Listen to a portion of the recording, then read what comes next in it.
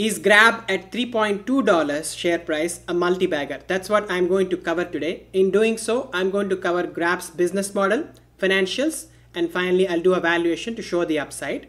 Let's cover Grab's business model. As you can see on the screen, they are the #1 super app in Southeast Asia. They would do deliveries of parcels, food, and also groceries.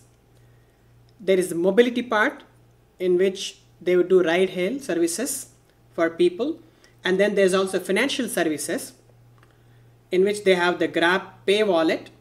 They also offer investing options, loans, insurance, and also buy now pay later.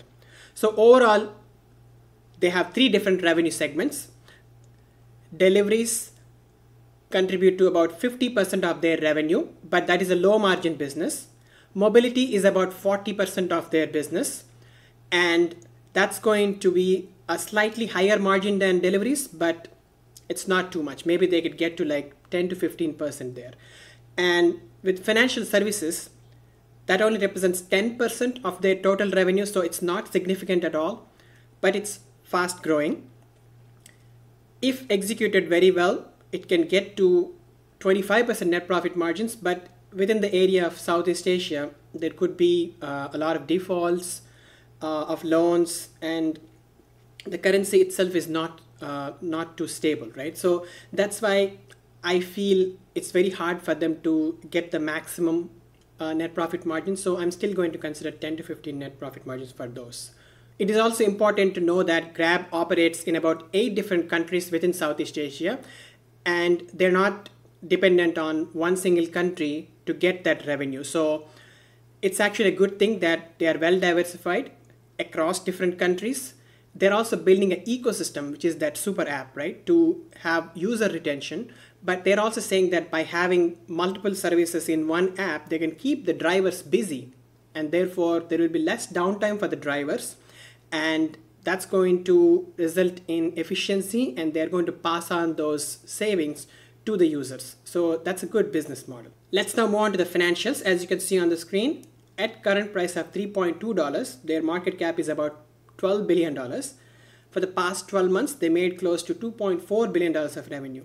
This $3.2 stock price is actually 75% less than their IPO price. They IPO'd about $11 to $12, and now it's at $3, right? So it reduced significantly. With reference to revenue growth, they grew very fast in the past few years. As you can see on the screen, in 2023, they grew their revenue by about 64%. That is huge.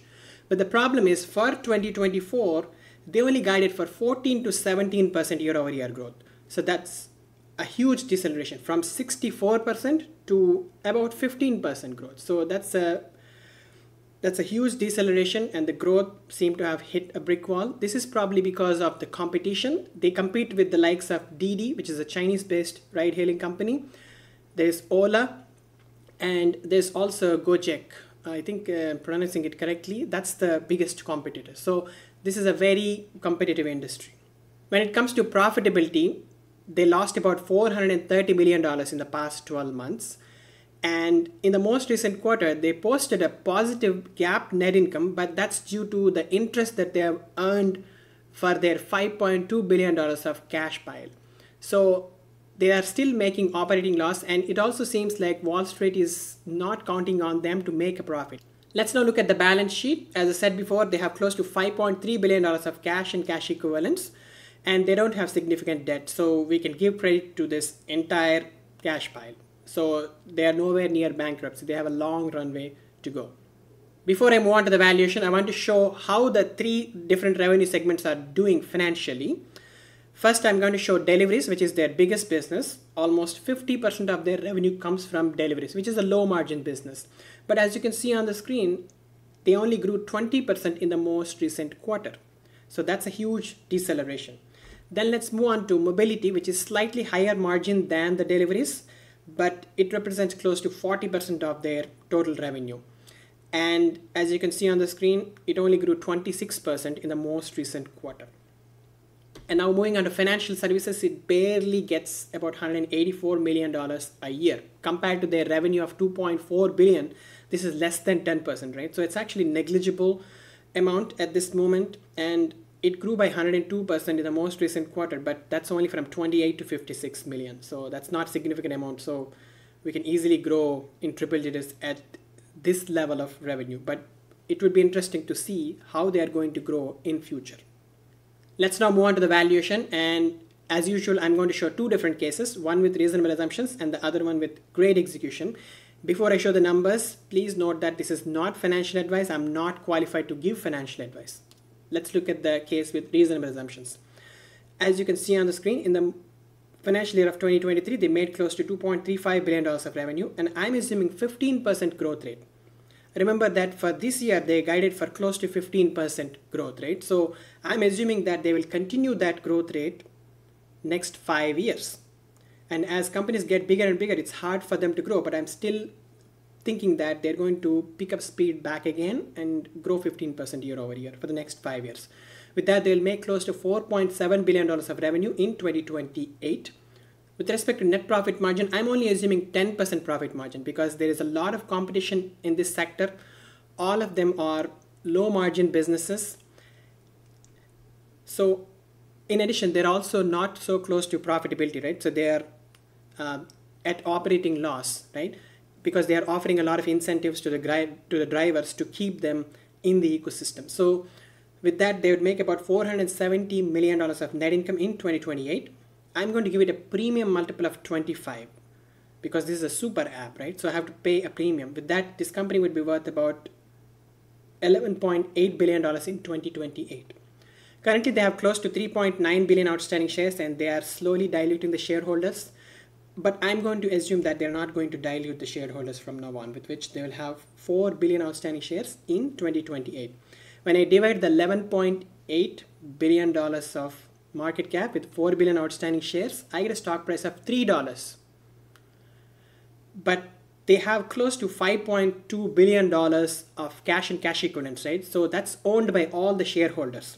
So $5.2 billion divided by 4 billion outstanding shares comes down to $1.3 per share of cash, right? So when I consider the cash, the stock price in 2028 would be $4.3. I simply added $3 stock price with the $1.3 cash per share, right?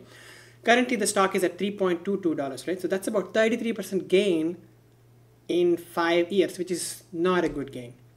Now let's move on to the great execution case. I put 20% growth rate. Remember that they're only guiding for close to 15% this year, but I'm assuming that they're going to significantly reaccelerate their growth and get that 20% year over year growth for the next 5 years on an average. So that's actually a great execution case. With that, they'll get close to $5.8 billion of revenue in 2028. I cannot assume more than 10% net profit margin for this company for the reasons that I mentioned before.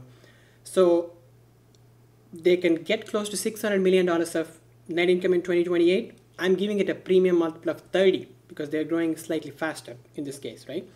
And I still consider the cash position of $5.3 billion. So with this company would be having a share price of $5.7 in 2028. Currently, they're at $3.22, right? That's about 77% gain in 5 years, which is good, but this is a great execution case, right? And this is actually a less pessimistic case. So I need a higher gain, right? So in conclusion, I'm getting a 33% gain in the reasonable assumptions case and 77% gain in great execution case. When I pick a stock to buy or start a position, I take into consideration the case with reasonable assumptions. And in reasonable assumptions case, I'm only getting 33% gain in 5 years, right? So that's not a good gain for me for the risk that I'm taking. And it definitely will not beat the index. So I'm going to stay away from grab stock. But if you are into momentum trading, this could be a stock that could grow significantly if they post high growth quarter. They're guiding for 14 to 17% growth. Let's say they actually achieve 25% growth. This stock is going to go from $3 to $6 in a day, right? So that's momentum. But at the same time, you should also consider the downside. They're guiding for 14 to 17% growth this year. And if they post 10% growth. This stock will go from $3.22 to 1.5 or so, right? So we also have to look at the downside and be prepared for the downside when you do momentum trading. So momentum trading is not my thing. So I'm going to stay away from this stock. Let me know your thoughts in the comments. Thank you so much for watching.